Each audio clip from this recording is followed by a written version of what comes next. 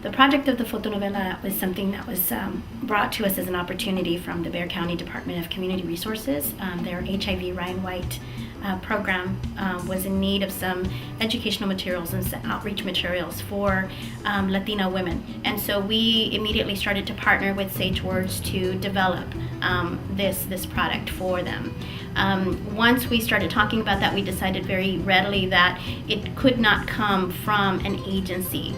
The stories had to come from the ladies that were actually living with HIV, those that were infected or affected. And so that's how the project unfolded. It really came from a very grassroots level to provide the stories that were very real and that could really connect to the community. Really, it came together through the Health Collaborative, who has an extensive network of resources and connections in the San Antonio area, including Bexar County. So when Bexar County reached out to them, the Health Collaborative was able to sort of assemble a group of people who were interested in taking on this project and could bring their many contributions to the project. Primarily, they were able to provide us access to the people we wanted to talk to the people that we wanted to reach with our fotonovela, that is, the women who are at risk for HIV/AIDS. So the app is intended to be an extension of a paper fotonovela that we've already created. In the Hispanic community, fotonovelas have been in use for years, and they are literally translated. They are soap operas. Families are able to take a look at this in picture format in very limited text and follow a story, and at the end of the story they actually have a life lesson attached to them. It's very common in Hispanic culture for them to utilize this as a media tool, but also to gain access to new resources and information. We look for the cultural aspect of what's happening with our community. Right now, HIV/AIDS is the highest in women. Specifically African American and Latino women. There's a high rise in HIV infection with them, simply because of the cultural reasons that women tend to stay with their partners. They don't ask questions about who their previous partners have been. There's this idea that if you ask those questions, then all of a sudden you're targeted, or maybe you might have some kind of, outlash from your partner because you're asking these questions. And so most of the women are brought up to say you either trust and you don't ask.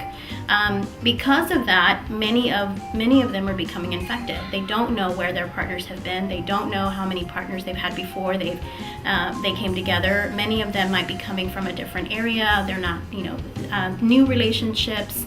We have a lot of older women that are becoming more widowed, that are coming back into a social circle like our seniors. And so with them as well, they carry these traditions on that you just don't ask the questions of, who have you been with, and the idea of protecting themselves before they protect others. We realized at some point that the message for an 18-year-old about how to talk to her partner about getting tested would be very, very different from the message to a 65-year-old woman who maybe had lost her husband 10 years ago and was embarking on a new relationship. And so that idea that the message needed to be really attuned with those different age groups was really key to the project. So we ended up with 3 fotonovelas initially in the first phase of this project. One for the jovencitas, which is the younger age group, one for the damas, which is the middle age range of women, and one for the doñas, which is for the older women. And I think that's crucial to our ability to get this message out to the people that it needs. Our app is intended to provide an illustration of a healthy conversation when it comes to HIV/AIDS. But beyond that, we're also saying if you find yourself in this situation, or if you can imagine yourself in this situation, or if you are in this situation, here are the immediate resources available for you.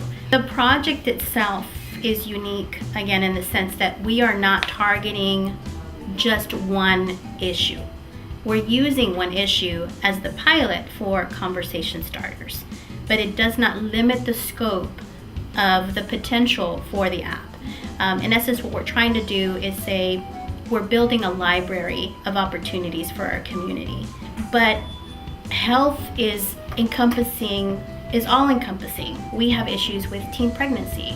We have issues with diabetes. We have issues with access to healthcare, or people utilizing their immediate resources in healthcare.